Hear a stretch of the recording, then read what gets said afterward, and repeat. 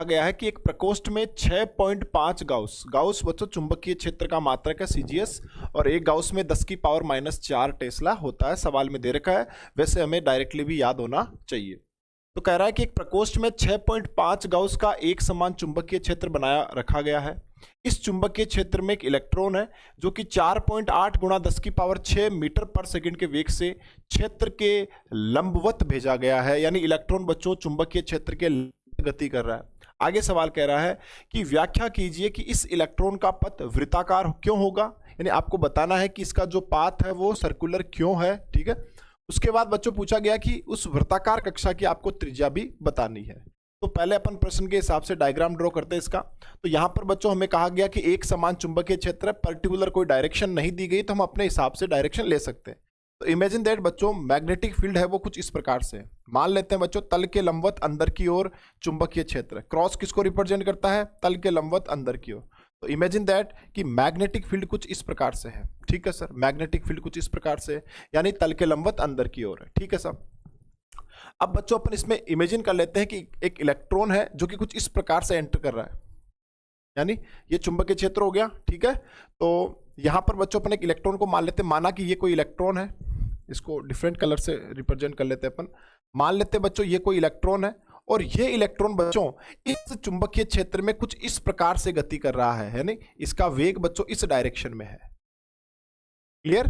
तो magnetic field है बच्चों तल के लंबवत की ओर, और एक इलेक्ट्रॉन जो है वो इस चुंबकीय क्षेत्र के परपेंडिकुलर लंबवत। देखो इलेक्ट्रॉन तो ऐसे चल रहा है, जबकि चुंबकीय क्षेत्र तल के लंबवत अंदर की ओर है, यानी परपेंडिकुलर चल रहा है। जैसा कि सवाल ने कहा, हमने वैसा का वैसा डायग्राम ड्रॉ कर लिया है। ठीक है, अब बच्चों अगर कोई इलेक्ट्रॉन किसी मैग्नेटिक फील्ड में गति कर रहा है, कोई भी चार्ज अगर मैग्नेटिक फील्ड में गति करता है बच्चों, तो उस पर लगता है चुंबकीय बल, और उस चुंबकीय बल की डायरेक्शन निकालने के लिए हम काम में लेते हैं फ्लेमिंग के बाएं हाथ का नियम। बच्चों अगर अपन बात करें यहां पर फ्लेमिंग के बाएं हाथ के नियम की, तो बाएं हाथ का नियम लगाएंगे तो चुंबकीय क्षेत्र है बच्चों तल के लंबवत अंदर की ओर, यानी मैं अपनी तर्जनी अंगुली को चुंबकीय क्षेत्र की दिशा में करूंगा, मध्यमा को हमें धारा की दिशा में करना है। तो यहां पर बच्चों इलेक्ट्रॉन को हम ऐसे चला रहे हैं, और आप सब जानते हो इलेक्ट्रॉन एक ऋणावेशित कण है, तो ऋणावेश अगर इधर चलेगा तो धारा उसके विपरीत दिशा में होगी, यानी ये देखो चुंबकीय क्षेत्र को रिप्रेजेंट करेगी। यहां पर बच्चों धारा ऊपर की तरफ होगी, तो अंगूठा इस तरफ लग रहा है बच्चों, जो अंगूठा है वो इस तरफ आ रहा है, और आप सब जानते हो फ्लेमिंग के बाएं हाथ के नियम में अंगूठा चुंबकीय बल की डायरेक्शन को रिप्रेजेंट करता है। तो यहां पर बच्चों कुल मिलाकर इस इलेक्ट्रॉन पर एक फोर्स लगेगा जो कि इस डायरेक्शन में होगा। बोलो क्लियर। हाँ सर। और आप एक चीज देख रहे हो बच्चों, ये जो फोर्स है वो इलेक्ट्रॉन की गति के लंबवत है। ये जो फोर्स है बच्चों, ये इलेक्ट्रॉन की गति के क्या है, लंबवत है।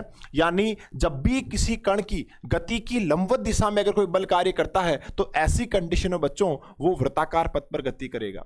अगर किसी पार्टिकल की गति की डायरेक्शन में कंटिन्यूअसली अगर कोई लंबवत दिशा में फोर्स लगता है, तो उसकी गति कैसी होती है, वृत्ताकार होती है। इसलिए बच्चों, इसलिए ये जो अपना इलेक्ट्रॉन है वो वृत्तीय पथ पर गति करेगा, और ये कुछ इस प्रकार के वृत्ताकार पथ पर गति करने वाला है। तो अपन मान लेंगे कि कुछ इस प्रकार का वृत्ताकार इसका पथ होगा।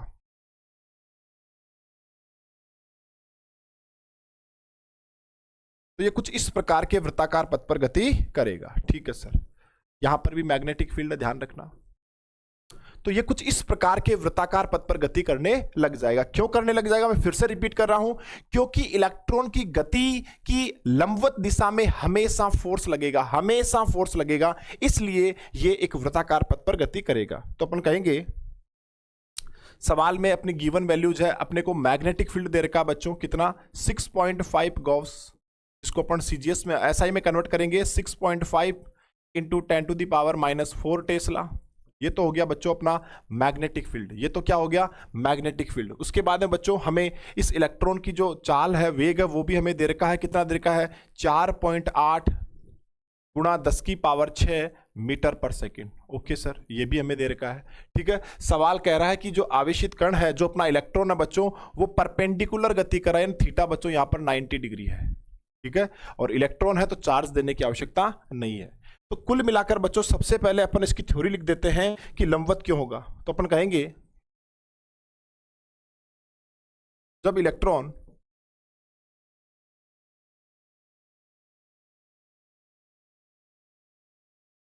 इलेक्ट्रॉन चुंबकीय क्षेत्र के लंबवत गति करता है, लंबवत गति करता है,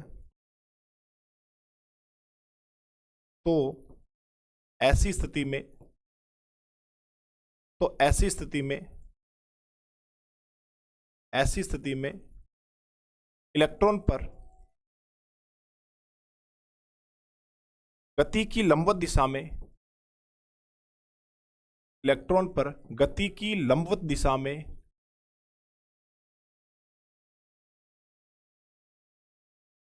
चुंबकीय बल कार्य करता है, चुंबकीय बल कार्य करता है। और ये बच्चों डायरेक्शन मैंने कैसे बताई है, ये चुंबकीय बल बच्चों लंबवत कैसे आया है, फ्लेमिंग के बाएं हाथ के नियम से। ये डायरेक्शन बच्चों हमने कहां से बताई है, फ्लेमिंग के बाएं हाथ के नियम से, फ्लेमिंग के बाएं हाथ के नियम से। ठीक है, तो हमने क्या कहा कि जब इलेक्ट्रॉन चुंबकीय क्षेत्र के लंबवत गति करता है तो ऐसी स्थिति में इलेक्ट्रॉन पर गति की लंबवत दिशा में, गति की लंबवत दिशा में चुंबकीय बल कार्य करता है फ्लेमिंग के बाएं हाथ के नियम से। और अगर आगे लिखेंगे अपन इस प्रकार, इस प्रकार हम कह सकते हैं कि, इस प्रकार हम कह सकते हैं कि, कह सकते हैं कि इलेक्ट्रॉन वृत्ताकार पथ पर गति करेगा।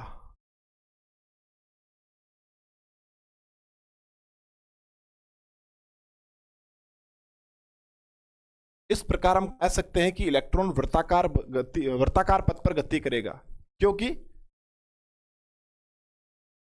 क्योंकि क्योंकि यहां पर चुंबकीय बल, क्योंकि यहां पर ये जो चुंबकीय बल लग रहा है वो सदैव गति की लंबवत दिशा में लगेगा, क्योंकि यहां पर चुंबकीय बल सदैव गति की लंबवत दिशा में,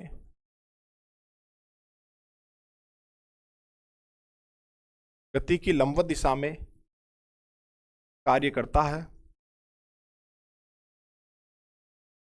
ठीक है, तो ध्यान रखना जब भी कोई पार्टिकल इस प्रकार से गति कर रहा है कि सदैव उसकी गति की परपेंडिकुलर डायरेक्शन में फोर्स लग रहा है, तो समझ लो कि वहां पर होने वाला है सर्कुलर मोशन, वहां पर होने वाला है बच्चों वृत्ताकार पथ पर गति। तो ये तो अपना सबसे पहला हमने बता दिया कि आखिर वो वृत्ताकार पथ पर गति क्यों कर रहा है। अब अपन बात करते हैं कि सर वृत्ताकार पथ पर चलने के लिए अभिकेंद्रीय बल चाहिए, है ना। कोई भी पार्टिकल अगर वृत्ताकार पथ पे चल रहा है तो हमेशा उस पर केंद्र की ओर एक फोर्स उसको चाहिए होता है, और उसी फोर्स को बच्चों अपन कहते हैं अभिकेंद्रीय बल। और यहां पर यह अभिकेंद्रीय बल कौन प्रदान कर रहा है बच्चों, चुंबकीय बल। तो लिखो आगे अपन लिखेंगे इस वर्तीय गति के लिए, इस वर्तीय गति के लिए, इस वर्तीय गति के लिए आवश्यक अभिकेंद्रीय बल,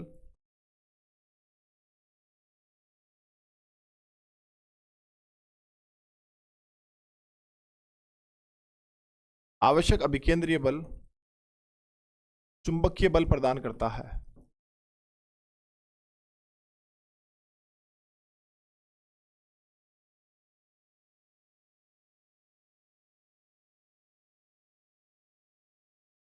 यानी हम कह सकते हैं बच्चों, क्या कह सकते हैं कि जो अभिकेंद्रीय बल होगा वो चुंबकीय बल के बराबर होगा। अभिकेंद्रीय बल ही तो दे रहा चुंबकीय बल, हाँ सर, तो अभिकेंद्रीय बल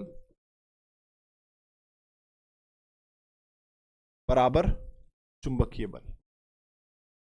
हाँ सर बिल्कुल सही बात है, इसी पर तो डेरिवेशन हुआ था आपने। हाँ सर, अभिकेंद्रीय बल का फॉर्मूला क्या होता है बच्चों, हाँ सर याद है, बोलो क्या होता है सर, mv²/r। और बच्चों चुंबकीय बल का फॉर्मूला क्या होता है, qvb sin theta, qvb sin theta, qvb sin theta. और थीटा तो कितना है यहाँ पर, अरे थीटा क्या होता है, v और b के बीच का एंगल। और बच्चों यहाँ पर थीटा कितना है, 90 डिग्री। हियर थीटा 90 डिग्री है। तो बच्चों mv²/r इज इक्वल टू हो जाएगा qvb sin 90 डिग्री और साइन 90 का मान कितना होता है 1, यानी हम लिख सकते हैं बच्चों mv² upon r is equal to QVP।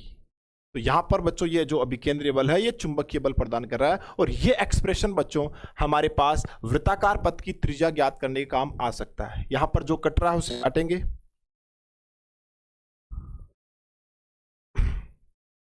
यहां पर बच्चों देखो इधर v² इधर v है, तो कुल मिलाकर v से v कट जाएगा, तो हम कहेंगे mv upon r is equal to QB। हाँ सर, यहां से बच्चों r उधर चला जाएगा, QB बट्टा में आ जाएगा, यानी r बराबर हो गया बच्चों, r बराबर हो गया mv अपॉन QB।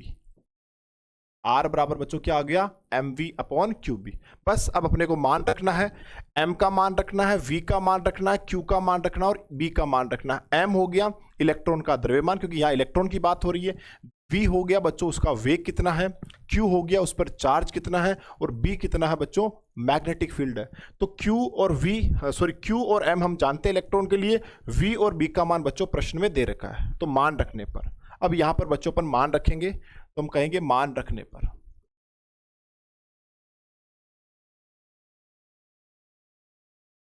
ठीक है। तो अपने सामने बच्चों जो भी मान है वो रखेंगे, तो r बराबर हो गया अपना m का मान तो कितना हो गया 9.1 गुणा 10 की पावर माइनस 31। v बच्चों सवाल में दे रखा है 4.8 गुणा, v का मान कितना देगा 4.8 गुणा 10 की पावर 6, 4.8 गुणा 10 की पावर 6, ये हो गया v का मान अपॉन mv अपॉन QB। अरे भाई r बराबर क्या था mv अपॉन QB, तो m का मान तो हो गया मास ऑफ इलेक्ट्रॉन, v का मान बच्चों स्पीड आपको दे रखी है, q का मान इलेक्ट्रॉन के लिए होता है 1.6 गुणा 10 की पावर माइनस 19, ठीक है। और b का मान बच्चों दे रखा है 6.5 into 10 to the power minus 4, ठीक है। बस अब यहां पर हमें कैलकुलेशन करना है, तो बच्चों r बराबर क्या हो जाएगा। देखो सबसे पहला काम अपन क्या करेंगे, ऊपर की जो संख्या है बच्चों पॉइंट से पॉइंट को उड़ा देते हैं अपन, है ना। इसमें भी 9.1 है, इसमें 1.6 पॉइंट से पॉइंट उठ गया, इसमें 4.8 है, इसमें 6.5 है, ठीक है। फिर बच्चों 16 से 48 3 बार कट जाएगा। हाँ सर, ऊपर कितना हो गया सर 91 को 3 से मल्टीप्लाई करेंगे तो 3 हो गया, और 9 27, यानी बच्चों 273 हो रहा है। ये कितना हो रहा है 273। कैलकुलेशन तो आप कर ही सकते हो। हाँ सर 273 हो गया ऊपर। तो संख्याओं का काम खत्म हो चुका बच्चों, अभी भी नीचे एक संख्या बची है 65। तो 273 में बच्चों किसका भाग लगाना है 65 का। देखो हमने क्या किया, 16 को 48 से 3 बार काट दिया, 3 को 91 से मल्टीप्लाई किया तो 273 आ गया, और बट्टा में 65 है, ठीक है। अब 10 की पावर को देखो आप, देखो 10 की पावर माइनस 19 और 10 की पावर माइनस 4 कितना हो जाएगा 10 की पावर माइनस का 23, और ये ऊपर जाएगा तो प्लस का 23 हो जाएगा। यानी कुल मिलाकर बच्चों 10 की पावर माइनस 31 ऊपर ऑलरेडी है, 10 की पावर 6 ऊपर ऑलरेडी है, और बच्चों 19 और 4 कितना हो गया 23, 10 की पावर माइनस 23 ऊपर जाएगा तो प्लस का 10 की पावर 23 हो गया।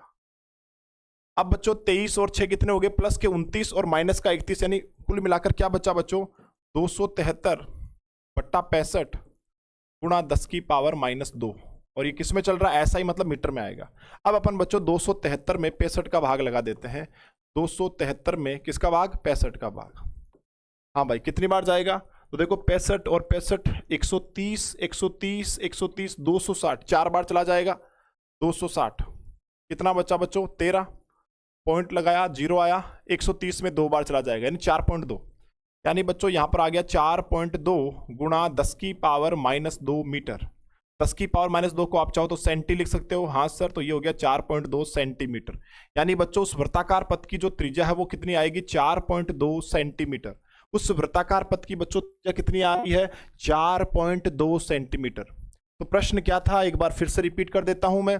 यहां बच्चों हमसे क्या पूछा गया था, हमें मैग्नेटिक फील्ड दे रखा था और कहा गया था कि एक इलेक्ट्रॉन इतनी स्पीड से परपेंडिकुलर गति कर रहा है। तो हमने सबसे पहले ये प्रूव किया कि उसका पथ वृत्ताकार होगा। इसके लिए हमने क्या किया सर, हमने यहां पर फ्लेमिंग के बाएं हाथ का नियम लगाया और उस इलेक्ट्रॉन पर लगने वाले चुंबकीय बल की डायरेक्शन निकाली, और उस डायरेक्शन में हमने ये पाया कि यार ये जो चुंबकीय बल है ये तो हमेशा गति की लंबवत दिशा में कार्य कर रहा है। और जब भी किसी पार्टिकल में गति की लंबवत दिशा में कोई फोर्स लगता है बच्चों, तो मान के चलिए वो किस पथ पर गति करेगा, वृत्ताकार पथ पर गति करेगा। और वृत्ताकार पथ के लिए कौन सा बल चाहिए बच्चों, अभिकेंद्रीय बल। और यहां पर ये जो अभिकेंद्रीय बल है बच्चों, वो इस इलेक्ट्रॉन पर लगने वाला चुंबकीय बल प्रदान करता है। तो ये जो एक्सप्रेशन अपना कि जो अभिकेंद्रीय बल है वो चुंबकीय बल प्रदान करता है, उसकी सहायता से बच्चों हमने त्रिज्या का फॉर्मूला निकाल लिया, R बराबर mv/qb। जो भी डिटेल हमें प्रश्न में दे रखी थी वो हमने यहाँ पे रखी, कैलकुलेशन किया, और फाइनली हमें उस वृत्ताकार पथ की जो कक्षा है, वो जो वृत्ताकार कक्षा है बच्चों, उसकी हमें त्रिज्या मिल गई 4.2 सेंटीमीटर।